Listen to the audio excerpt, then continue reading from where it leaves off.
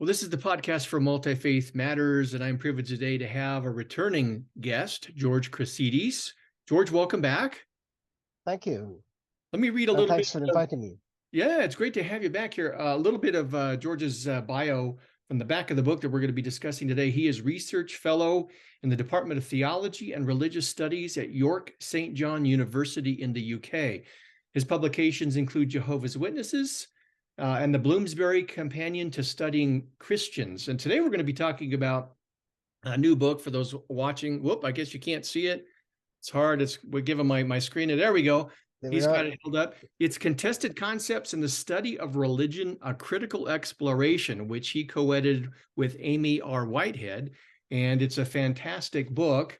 And I'm really looking forward to discussing the contents here because this is a topic that is known by scholars who study religion, but not by the average person who assumes that there's pretty much a consensus on a lot of these ideas.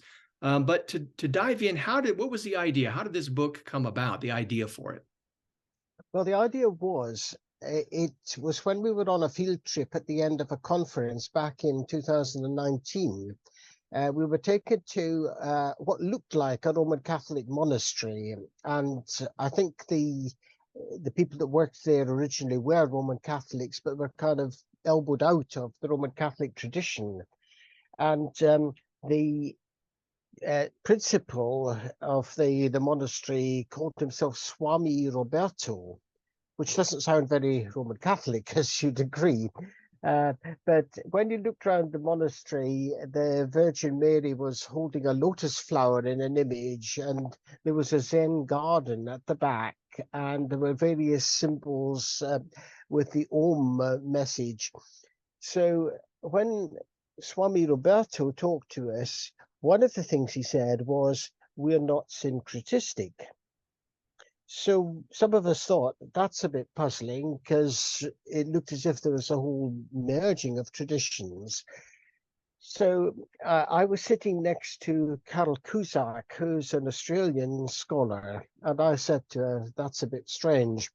And she said that she agreed, but she also said, "Well, I've got problems with the term syncretism anyway." And I said, "Well, so have I, because syncretism implies that you've got a pure tradition that gets mixed up with another pure tradition. And historically, religions are never pure. They're always a kind of mix of what textbooks call traditional religions, but aren't, of course, as separate as the textbooks say." So we talked a bit about syncretism, and then we said, well, there are other concepts too that are problematic, and we listed about half a dozen in our conversation. By the time we got to the end of the day, I had written down, I think, 24. And when we got back home, the list expanded to about 50. Now, the original idea was that Carol and I would do the book. But Carol had various issues and commitments and said that she couldn't do it. So we approached Amy Whitehead, who is not in Australia, but in New Zealand, which is not actually all that close, but it's in the same hemisphere anyway. And I've known Amy for a number of years and had a very high regard for her as a scholar.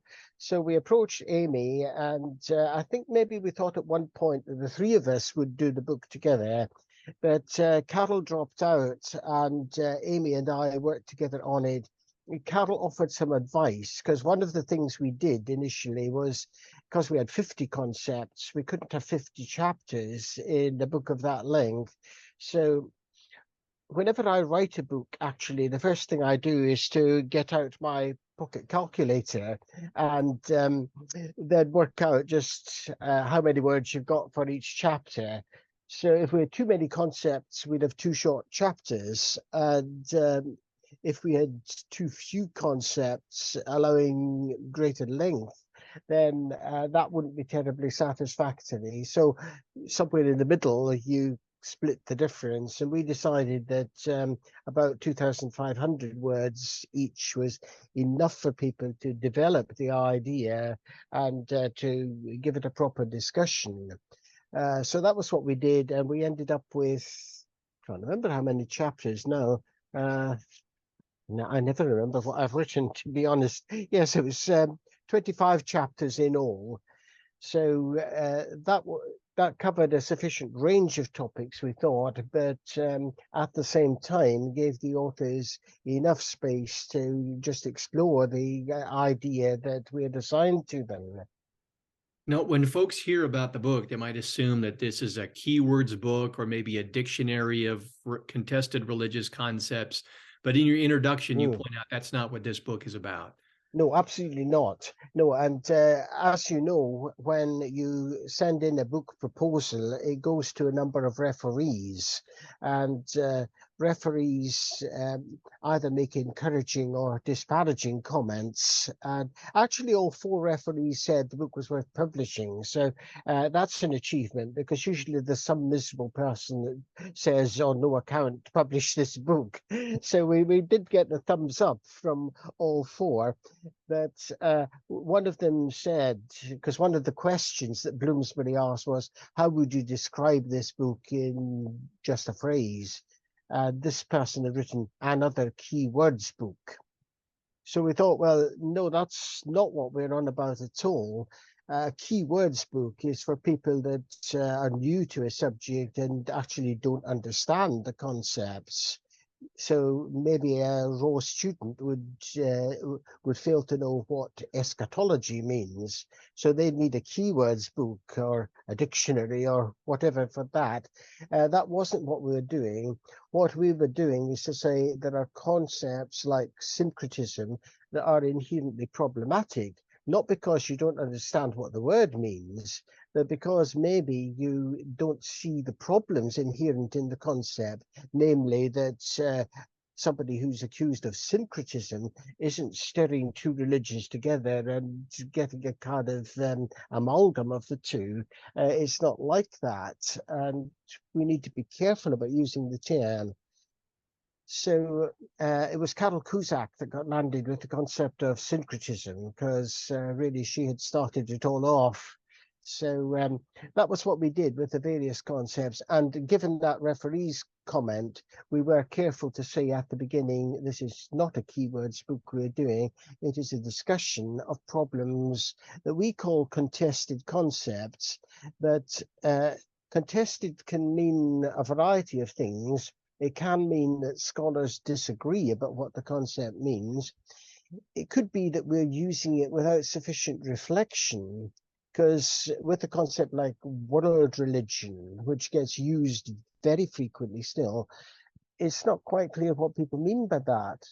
You know, when you say something's a world religion, why is Sikhism a world religion? Because it tends to home in on a particular part of the globe. Why is Judaism a world religion? It's not proselytizing. Jainism, Zoroastrianism are very small in number, so they're not world religions, if you're going to use that term, because of their size. So it raises the question, what on earth do we mean when we talk about world religion? And we're not necessarily talking about age either, because the Baha'is are relative newcomers to the so-called world religion scene are saying, we're a world religion. So what are we talking about? And I think with that particular expression, our recommendation was don't use that concept. It's meaningless. So there are some where you would say the concept really is inherently problematic and we should be rethinking our use of it. In other cases, we should maybe be thinking that we need to be a bit clearer about what we mean, or perhaps we recognize that there are just different definitions, as is the case with a term perhaps like religion. Now, this kind of feeds off of what you just said there. Scholars are going to be familiar with the idea that there are these contested concepts, but I think the average individual who uses the terms that you describe in the book and other terms that aren't discussed makes the assumption that these are pretty much settled concepts. Everybody understands what they mean. Yeah. Why do you think it is that scholars do contest a lot of these concepts? Why the wide disagreement? I think one of the things we're saying is that they don't contest them enough. Hmm. I think that was the point, because these expressions all get used by scholars, but I guess they get contested because I mean, sometimes people have different axes to grind with a term like religion. Now, my own opinion is that there are scholars in religion that themselves are not particularly religious. Some of them are actually quite opposed to religion. And I mean, that's okay, because if you're a criminologist, you're opposed to crime. So you can be opposed to the subject matter that you're specializing in. But some scholars that I would regard as being a bit hostile to religion will say to their new students, there is no such thing as religion. And then if you're a fresh student, you think, well, that's a bit strange. Isn't that what I've come to study here? So you can get this kind of idea that religion is such a nebulous term that we shouldn't be using it at all. That's one point of view. There's another point of view which I think would be my own, namely that it's an expression that is used in common currency. We all know it when we see it. And it was Ludwig Wittgenstein, whom I studied in my philosophy days, who said the meaning of a word is its use in language. So my view would be, let's look at how people are using the term, and then maybe we can get at the meaning that way. The author who wrote about religion, which I think was, I'm forgetting my own book now. It was David Morgan that wrote about religion. He took a somewhat different approach to the topic, and that's fair enough. Religion is contested in that sort of sense that a lot of us have quite different views about how we should define the term, whether we should be using it at all, uh, whether there is a case for saying that we study certain things that are popularly called religions, or whether we should expand out into things like Marxism and secularism and patriotism, all sorts of isms. Why do we put them outside the religious category? So there is also a view in the study of religion that we should be talking about worldview studies, not about religious studies. So again, a variety of opinions here, and well, I guess I could say what I think, but there's such a huge variety of disagreements about the topic.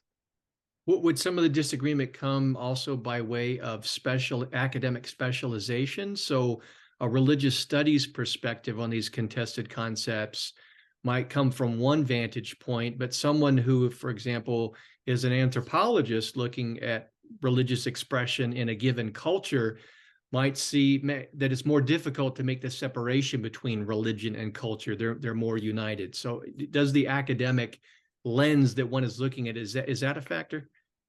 Well, I think that is a factor, that it's very hard to separate what's religion and what's culture, because if one takes things like, trying to think of an example, probably not a good example, about Sikhs wearing turbans, is that part of their culture, or is that part of their religion? Because not all Sikhs do. And again, I think we can often be guilty of stereotyping. A lot of textbooks will talk about the 5 Ks of Sikhism. Well, I think most Sikhs I come across don't actually score 5 out of 5 on that one.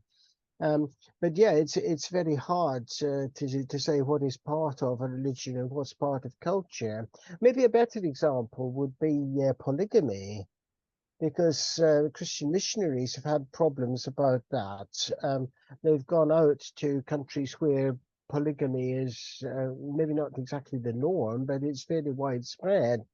Now, is that part of their culture or part of their religion? And is it part of Christianity to say you mustn't be polygamously married? Because if you do, and if you're a missionary, then you're saying you must choose which of your several wives you're going to have. And I mean, that's problematic as well, because all of your wives except one aren't going to be very happy about that one.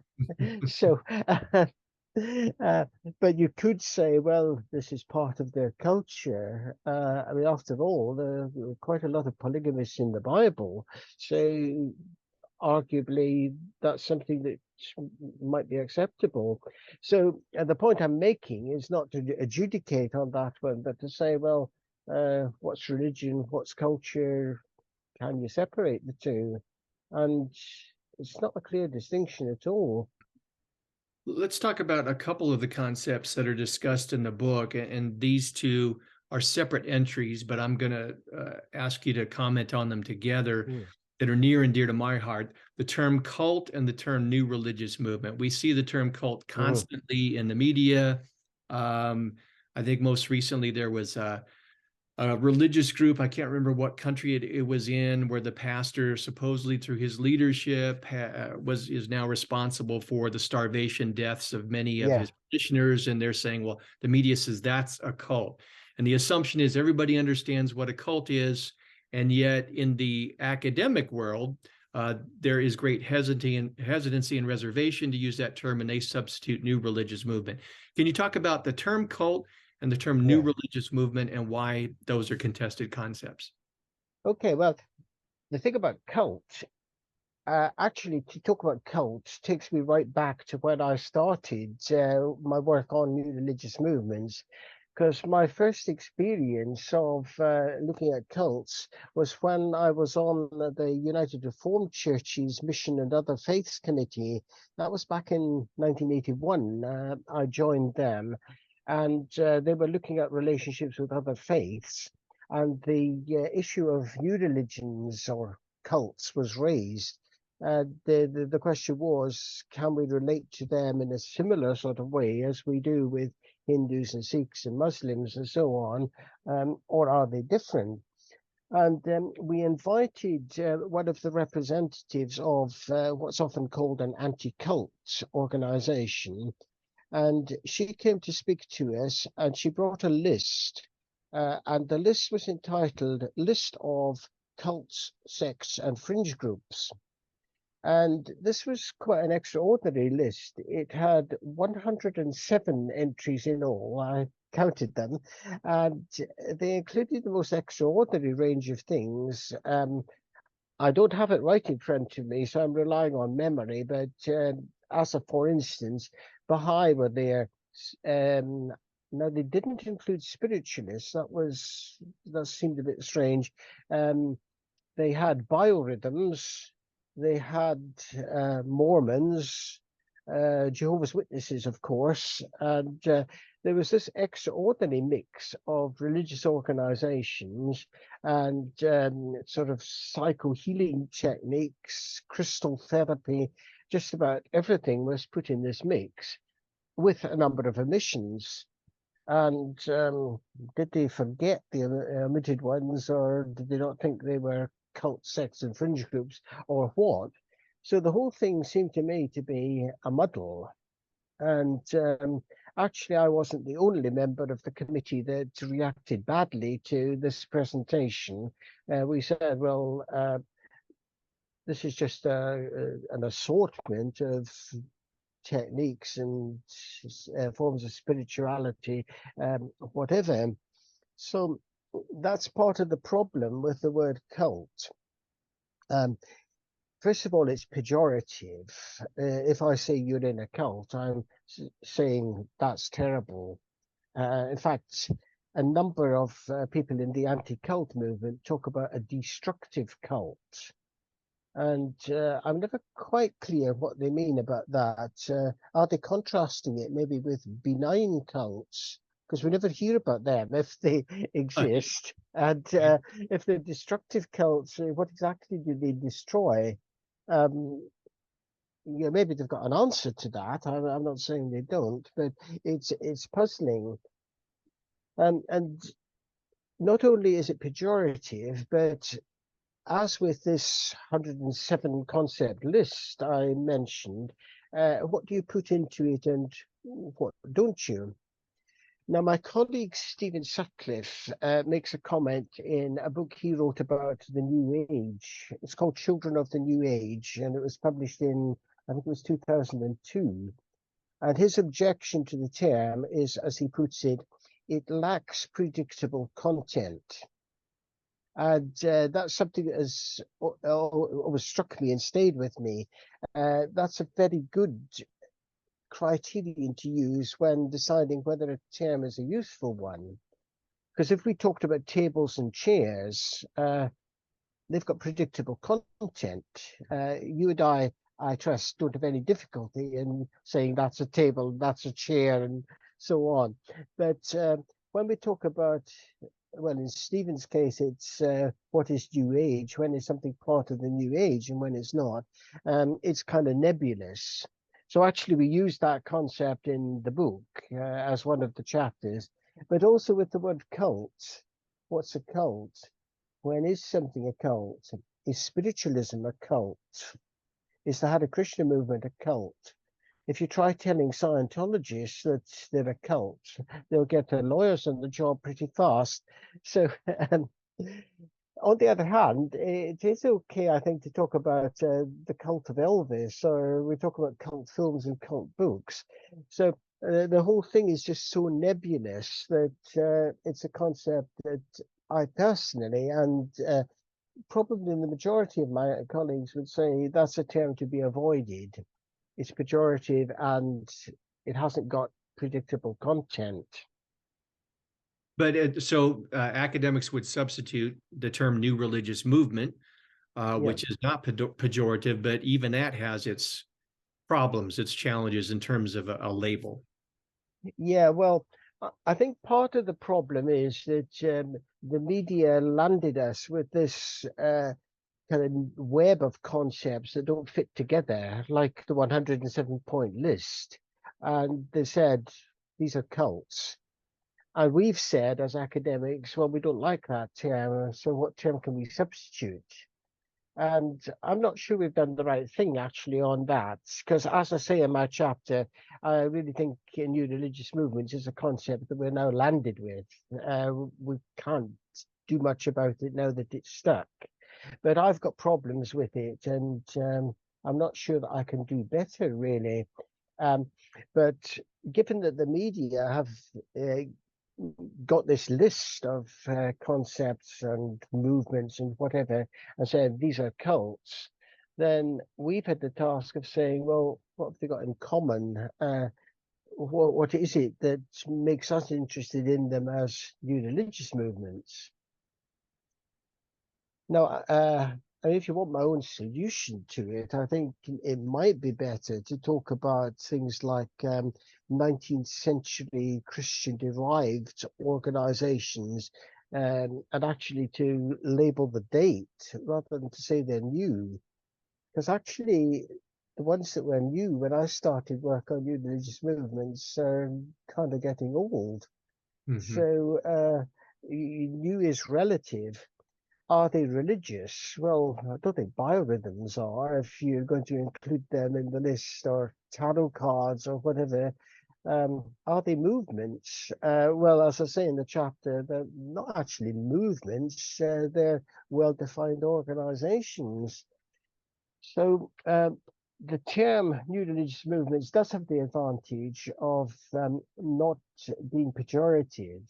If I say that something is a new religious movement, then I'm simply saying, well, it's religious, not happy with movement, but it's new-ish. It came into being as an organization maybe in the last 200 years.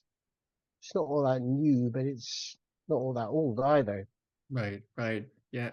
Well, in addition to these various chapters that discuss these contested concepts, you end the book with a chapter written by yourself and your co-editor, Concepts in Practice. What is that chapter trying to do? Well, that chapter is trying to fill a gap for a start at a practical level. When you do an anthology, more often than not, you get an author that doesn't deliver. So to be frank, we were a chapter short because somebody defaulted on us. So Amy and I thought, what do we do about that?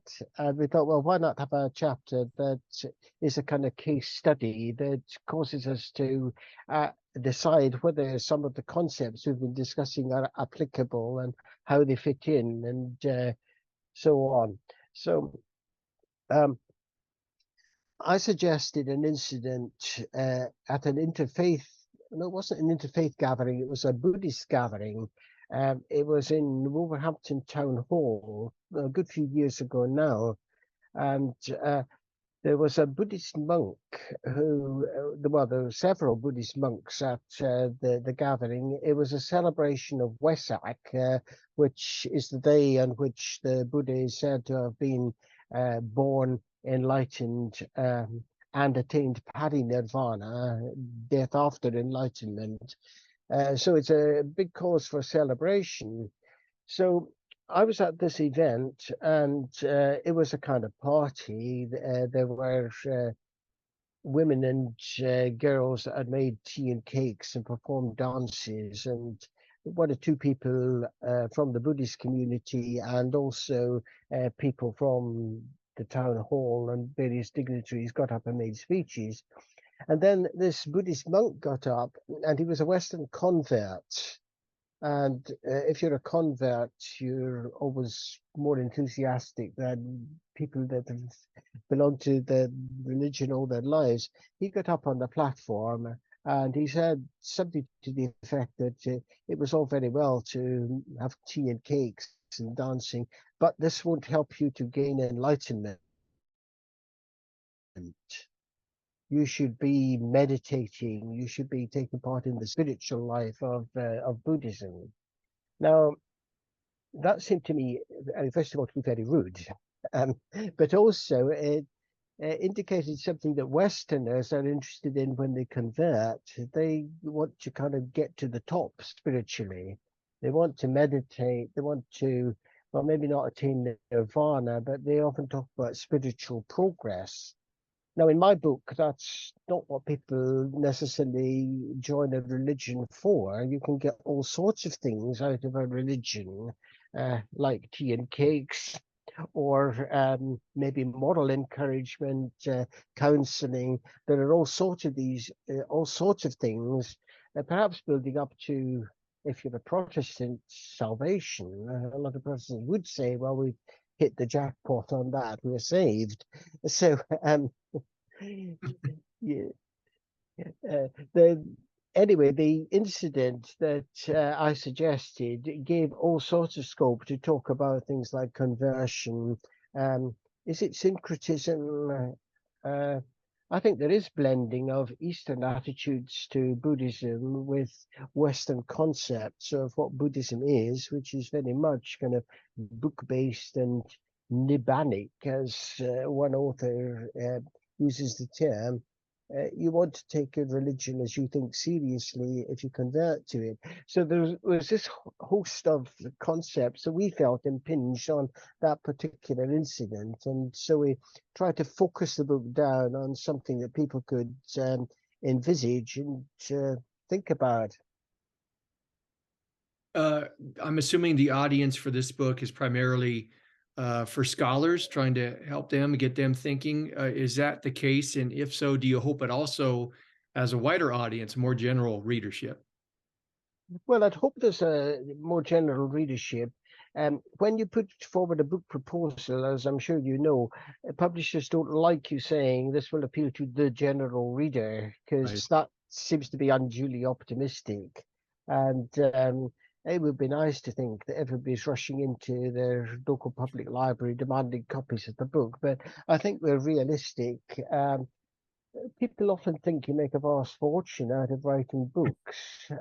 The builder that we employ comes round to our place and he sees some of the stuff that I've written. He says, "You must be rolling in it." And I've got to persuade him that I'm not Dan Brown. I haven't written the Da Vinci Code.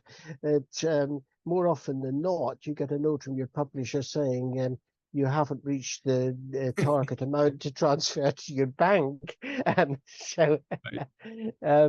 Now I've lost track of my train of thought there. What was it you asked me a moment ago? The audience for the book. The audience for the book, right? So the idea of the book was to kind of raise some kind of awareness and reflection among academics primarily, also to help students to recognize that when you use a concept, you're often in the middle of a host of problems about it. Concepts aren't straightforward. So that was the primary couple of aims, academic debate, helping students.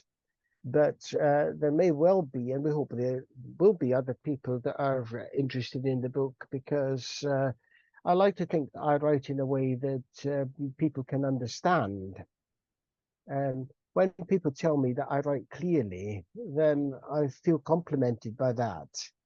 Because maybe you've sat through lectures given by colleagues where you literally haven't understood a word of it. I'll be honest and say that. I mean, towards the end of my career now, I think it's quite safe to admit these things. But I don't think it's okay to wrap up your writing in obscure jargon that only a small elite can understand. We ought to be communicating better than we are. And that's what I hope we've managed to do. I think some chapters are a bit clearer than others in the book, but we've tried to get it across as clearly as possible. Well, I think it's a great book. I'll be writing a review of it for Cultural Encounters Journal, and I'll let you know when that is published and available. And I want to direct folks to the program notes for this episode for not only a link to what you're doing, your information, but also the book itself, your co-editor, and there will be a link there to a discussion of the contributors at the book launch that you had. So there's far more that people can access to learn more about this book. And George, I just want to thank you for coming back again on the program. Well, thanks for having me, and thanks for mentioning the link. You can actually see some of the authors in person if you follow that link. So I always used to wonder what scholars looked like in the days when I was a student, because you didn't have these kind of visuals. So you could actually put a face to the author if you look at the launch video. And folks can also, there'll be a link in the program notes to our prior conversation that we had in your work on Jehovah's Witnesses, which is one of the most watched videos of this podcast. So there's plenty there to follow up with. George, thank you again for coming on. Well, thanks a lot.